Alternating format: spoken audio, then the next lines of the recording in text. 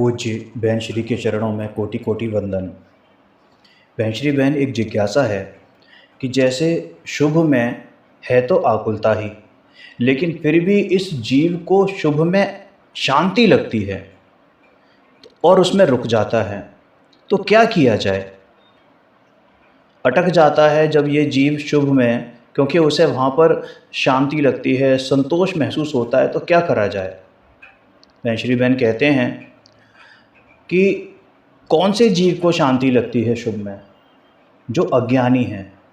अज्ञानी को शुभ भाव में शांति लगती है और इसलिए वहाँ पर रुक जाता है, लेकिन वास्तविक शांति वहाँ है ही नहीं। यदि भीतर सूक्ष्मता से विचार करें ना, तो एक के बाद एक विकल्पों की घटमाल चलती रहती है। घटमाल का मतलब क्या? कि घटोतरी बढ़ोतरी चलती रहती है, ऊपर नीचे। जैसे अपना वो होता है ना, दिल की धड़कन होती है, एंजियोग्राफी करवाते तो क्या होती है? दिल की धड़कन।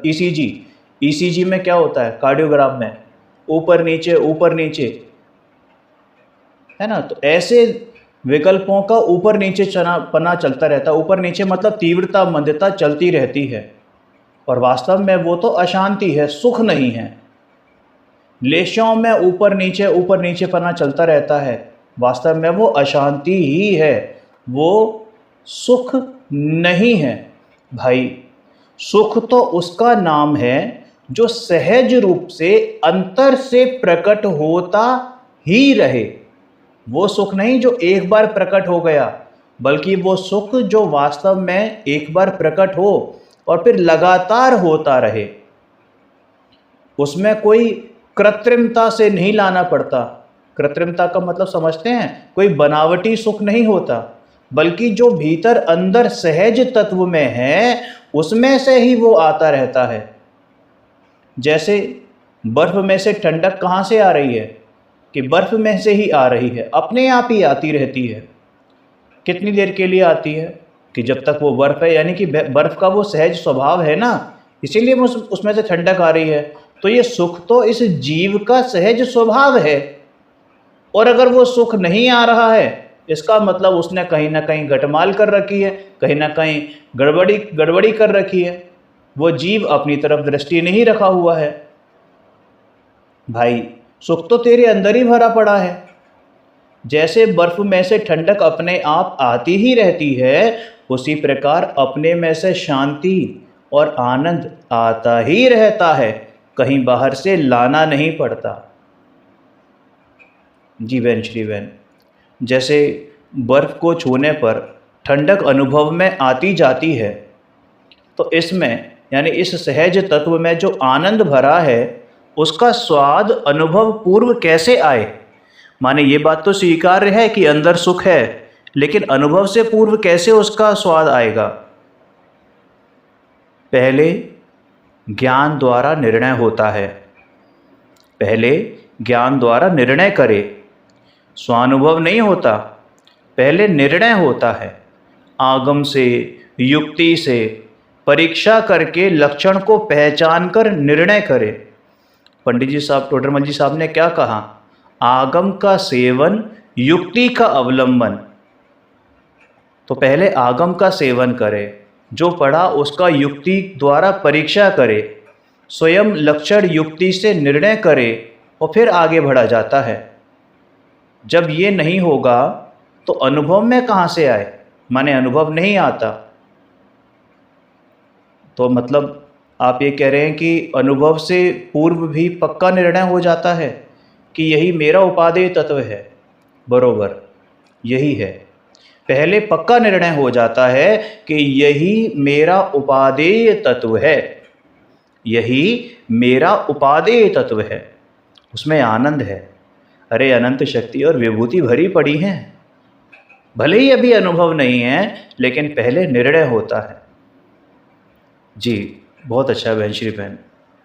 बहन श्री बहन, एक जिज्ञासा और आई है कि जैसे मुनिराज की जो दशा होती है, तो उनकी दशा के बारे में, उनकी अलौकिक दशा के बारे में थोड़ा सा कुछ कहिए। उनकी अलौकिक दशा के संबंध में कुछ बताइए। भाई, मुनिराज और आनंद, दोनों एक दूसरे के पूरक हैं। जो आनंद में केली करते हैं सो मुनिराज हैं, जो अपने आनंद का मनन करते हैं सो मुनिराज हैं, जो मनन करें सो मुनिराज हैं, जो मुनिराज हैं सो आनंद का मनन करते हैं, आनंद की केली करते हैं। अरे भाई, वे तो बारंबार अंतर स्वरूप में आनंद करते रहते हैं। सिद्धों के लघुनंदन चलते फिरते सिद्ध ऐसे ही नहीं कहा जाता।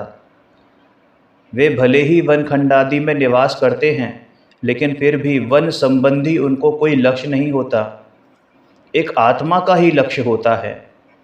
छठे सातवें गुणस्थान में झूलने वाले, अंतर मूर्त में, अंतर स्वरूप में जाने वाले मुनिराज अकेले चैतन्यमय ही हैं।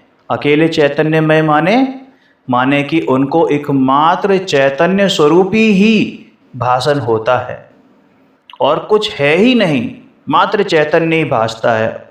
चैतन्य चैतन्य चैतन्य, हाँ मैं चैतन्य हूँ, बस ये ही भासता है। चैतन्य में ही निवास करने वाले, अपने चिल्लोक में निवास करने वाले ऐसे उन मुनिराज को आहार का या बाहर का कोई लक्ष्य ही नहीं है, आहार विहार का कोई लक्ष्य ही नहीं है और शरीर की ओर का भी कोई लक्ष्य नहीं है। अरे उनको तो जब अपने शुद्धोपयोग से बाहर आते हैं ना, तो ऐसा लगता है कि मानो किसी मछली को उसके जल वाले घर में से बाहर निकाल कर और रेगिस्तान की तपती भूमि पर छोड़ दिया गया हो। इतनी तपन, इतना आतप होता है। अरे भाई, वो तो शुद्धोपयोग से बाहर आना ही नहीं चाहते। वे तो एकमात्र चैतन्यमय ही हो गए हैं, चैतन्य स्वरूपी ही हो गए हैं। मात्र अभी केवल ज्ञान नहीं हुआ है, लेकिन लक्ष्य भी केवल ज्ञान का नहीं है। लक्ष्य तो अपने केवल ज्ञान का ही है। केवल ज्ञान यानी मात्र ज्ञान का ही लक्ष्य है। उस केवल ज्ञान पर्याय का लक्ष्य नहीं है, अपने ज्ञान स्वभाव का लक्ष्य है। बाकी तो वो चैतन्यमय ही हो गए हैं, चैतन्यमय ही हो गए हैं। निद्रा भी अति अल्प हो गई है। घंटे 2 घंटे के लिए सो जाएं, ऐसी नींद नहीं आती उनको। अरे अगर अंतर्मूर्त से ज़्यादा निद्रा आ जाए तो गुणस्थान गिर जाए। उनका जीवन तो निरंतर चैतन्यमय ही हो गया है। चैतन्य चैतन्य चैतन्य। जैसे भगवान सदा जागृत हैं, वैसे ही मुनिराज को जागृतमय दशा हो गई है। जागृत रहते रहते अर्थात चैतन्यमय रहते रहते श्रेणी चढ़कर शाश्वत ऐसी केवल ज्ञान दशा को प्राप्त करते हैं। जैसे भगवान जागृत हैं पर्याय में भी और अंतर में भी, वैसे ही मुनिराज अंतर में तो जागृत हैं ही, पर्याय में भी वो जागृत रहते हैं। फिर चैतन्य से बाहर आते ही नहीं हैं। मुनि दशा में बाहर आते हैं, अंतर में जाते हैं। हालांकि आने का लक्ष्य नहीं है। जीवन चैतन्यमय ही है, चैतन्य में ही उनका निवास है, चैतन्य में ही उनका निवास स्थान है, वही आश्रम है। आसन भी वह है, भोजन भी वह है, सब कुछ एक आत्मामय ही है। आहा, सब कुछ आत्मामय ही है, सब कुछ चैतन्यमय ही है। उन्हें बाह्य भोजन की दरकार नहीं है। भोजन स्वरूप नहीं मेरा, भोजन स्वरूप है ही नहीं, सब कुछ आत्मामय ही है। चाहे कितने ही नियम लेकर, फिर भी वो उनका लक्ष्य भोजन नहीं है। इसलिए कितने ही नियम लेकर, कितनी ही अनेकानेक विधियों को ग्रहण कर वो बाहर भोजन लेने के लिए जाते हैं कि इस प्रकार भोजन मिले तो ठीक, और नहीं मिले तो कोई विकल्प नहीं है। कोई विकल्प नहीं है, किसी प्रकार का कोई विकल्प नहीं है। इस प्रकार भोजन की ओर लक्ष्य नहीं है तथा उपसर्ग परिचय आने पर शरीर को कुछ भी हो, फिर भी उनकी ओर ध्यान नहीं है। ऐसे महामुनिराज की अलौकिक दशा है। बाह्य क्रियाओं का विकल्प आता है, शुभ भाव भी आता है, मगर जीवन तो केवल आत्मामय ही है, चैतन्यमय ही है, चैतन्य ही है। जी बहन श्री बहन, एक जिज्ञासा और आई है कि जैसे अशुद्धता अपने से होती है लेकिन द्रव्य तो त्रिकाली शुद्ध ही है, तो फिर शुद्धता में से अशुद्धता कैसे आ गई? माने पर्याय अशुद्ध क्यों हो गई जब द्रव्य त्रिकाली शुद्ध है? तो भाई सुनो, शुद्धता में से अशुद्धता नहीं आई है, पर्याय में अशुद्धता होने की उसकी योग्यता है, इसलिए अशुद्धता हुई है। उनमें उस समय परद्रव्य निमित्त है और उपादान अपना है। शास्त्रों में स्फटिक मणि का उदाहरण आता है ना, कि स्फटिक मणि तो रंगहीन है, पारदर्शी है, लेकिन पर निमित्त यानी वो जो उसका आधार होता है, जिस भी रंग का आधार होता है, जिस कलर का आधार होता है, उस कलर का वो रूप धर लेती है। तो क्या स्फटिक मणि अशुद्ध हो गई? कि स्फटिक मणि तो शुद्ध ही रही, लेकिन वो उस समय पर द्रव्यों के साथ संयोग में दिखती हुई उस रंग रूप हो गई है। ऐसे ही द्रव्य तो शुद्ध ही है, लेकिन पर द्रव्य का निमित्त पाकर जो ये पर्याय है उसमें अशुद्धता भासित होती है, और उस समय अपना वैसा उपादान है। जीव की अशुद्धता रूप परिणमित होने की योग्यता है, और उसकी दृष्टि पर की ओर जाती है, इसलिए विभाव होता है।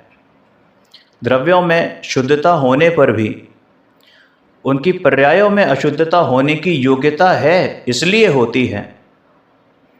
और बाकी की जो चार द्रव्य हैं, धर्म, अधर्म, आकाश और काल, उनकी पर्यायों में अशुद्ध रूप होने की योग्यता ही नहीं है किसी भी प्रकार से। जी वो बहन श्री बहन, एक जिज्ञासा और है कि जैसे आपने कहा था, एक बार आपसे चर्चा हुई थी, तो आपने कहा था कि विकल्पों से अपने को अलग करना। तो क्या मैं बार बार ऐसा ही चिंतन करता रहूं, ऐसा विचार करता रहूं कि राग मुझ में नहीं है, राग मुझ में नहीं है, राग मुझ में नहीं है? पर ये भी तो विकल्पात्मक ही हुआ ना। कि बिल्कुल सही है भाई, ये विकल्पात्मक ही है, ऐसे कोई बार बार विचार नहीं किया जाता। अंतर में से श्रद्धा लानी पड़ती है कि मैं राग से भिन्न हूँ। जब तुम्हें अपना नाम पता नहीं था, बचपन में तुम्हारी मम्मी ने तुम्हारा नाम याद कराया कि मेरा नाम ये है, तो मैं बार बार तुम्हारे नाम से बुलाती थी। जो तुम्हारा स्कूल में नाम लिखा गया होगा उस नाम से बार बार बुलाती थी कि तुम्हें याद हो जाए। अब ये बताओ कि अब तुम्हें अपना नाम कितनी बार याद करना पड़ता है? पहले तुमसे पूछा जाता व्हाट इज़ योर नेम, नाम याद कराती थी, व्हाट इज़ योर नेम, तुम कहते थे my name is this, my name is this, my name is Mohan, my name is Mohit, my name is गायक, है ना, माई नेम इज़ शोभित, जो भी नाम हो तुम्हें याद कराया जाता था। लेकिन उसके बाद जब तुम्हें याद हो गया, तुम्हें आदत हो गई, उसके बाद तुम्हें कितना याद कराया जाता है ना? तो ऐसे तुम रटते तो नहीं हो ना। तो ऐसे ही मैं राग से भिन्न हूँ, ये शुरू में विचार होता है, लेकिन उसके बाद इसको सहज परिणति में लेकर आना है, उसकी श्रद्धा करनी है। अब तुम्हें अपने नाम के प्रति श्रद्धा है ना। तुम्हें भीड़ में अगर कहीं से जोर से आवाज़ देगा कोई मोहित, तो तुरंत तुम्हारी आवाज़ जाएगी, तुम तुरंत तुम्हारे कान खड़े हो जाएंगे कि मुझे आवाज़ दी जा रही है। तो ऐसे ही तुम राग से भिन्न हो, इस बात की तुम्हें रटंत नहीं लगानी है। ये जो राग में एकत्व बुद्धि पड़ी हुई है उसे तोड़ना है, तोड़ने का अभ्यास करना है। तुम्हारे हटाने से राग हटने वाला नहीं है। राग हटाने का सिर्फ एक ही उपाय है, स्थित लीन निज में ही रहूं और सब आश्रमों का क्षय करूं। जब तुम अपने स्वरूप में लीन होते हो तभी राग का अभाव होता है, उसे रटना नहीं पड़ता। मैं शरीर हूं, मैं विकल्प हूं, ऐसी जो एकत्व बुद्धि लगातार चल रही है उसे तोड़ने का अभ्यास करना, उसे तोड़ने का अभ्यास करना। रटंत से, ऐसे विचार करने से नहीं टूटेगा। अपने अंतरंग की तरफ देखो, नास्ति अनंत होती हैं और अस्थि एक होती है। तो अपनी अस्थि का विचार होगा, अपनी अस्थि का लक्ष्य होगा, तो मैं राग से भिन्न हूं, ये अपने आप होता चला जाएगा। जी, तो मतलब एकत्व बुद्धि तोड़ने का अभ्यास करने के लिए मुख्य उपाय क्या है? अभी बताया ना कि आत्मा की रुचि है, उसकी महिमा है, स्वभाव की महिमा आए, बाहर में सुख चैन ना लगे और भीतर ही चैन लगे, वही वास्तव में एकमात्र उपाय है। समझ में आया? जी। मतलब मैं चैतन्य को कैसे पहचानूं, उसकी महिमा कैसे हो, इस प्रकार बारंबार अपने स्वभाव को पहचानना है।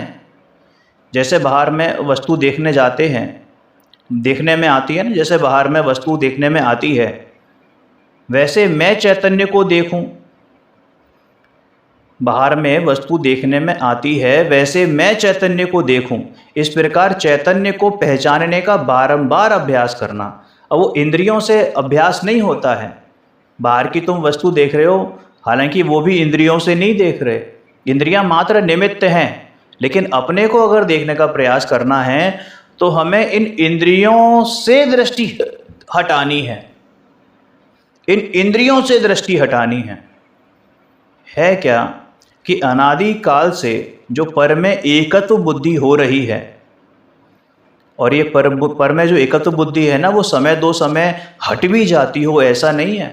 सोते समय भी तुम एकत्व बुद्धि लेके सोते हो, खाते पीते समय भी एकत्व बुद्धि लेके करते हो। लेकिन जब तुम्हें ये करना है कि मैं इस राग से भिन्न हूँ, तो ये कब अभ्यास करना है? कि पीड़ती समय अभ्यास करना है। खाते पीते सोते जागते उठते बैठते हर समय, प्रत्येक समय ये बुद्धि चलनी चाहिए कि मैं जो ये क्रिया कर रहा हूँ, ये क्रियाएं मेरी है नहीं। वो क्रियाएं होंगी, लेकिन कालांतर में धीरे धीरे करके जब तुम्हें ये दृढ़ विश्वास होता जाएगा कि ये क्रिया मेरी नहीं है, तो उन क्रियाओं से भी पिंड छूटता चला जाएगा। समय सार जी में आता है ना, ज्ञान ही प्रत्याख्यान है। वो जो धोबी के यहाँ से कपड़ा लेकर आया, तो वो कपड़ा जब उसे पता चलता है कि ये मेरा नहीं है, तो एकदम नहीं उतार के फेंक देता। पहले अपने कपड़े का उसका इंतज़ाम होता है, लेकिन जैसे ही उसको ये पता चलता है कि ये कपड़ा मेरा नहीं है, उसको विश्वास दिलाया जाता है कि ये कपड़ा तेरा नहीं है भाई, तो उसके दिमाग से वो कपड़ा उतर गया ना। उसने दिमाग से, उसने ज्ञान से उस कपड़े का त्याग कर दिया, भले ही अभी शरीर पर टंगा हो। और जैसे ही उसका खुद का कपड़ा मिलता है, वो शरीर से भी त्याग देता है। तो ऐसे ही जब ये दृढ़ श्रद्धान होता है कि ये राग मेरा नहीं है, माने ये वस्तुएं मेरी नहीं हैं, इन वस्तुओं में जो ममत्वपना हो रहा है, ये क्रिया हो रही है, ये मेरी नहीं है, तो धीरे धीरे करके इनसे भी तू भिन्न होता चला जाता है।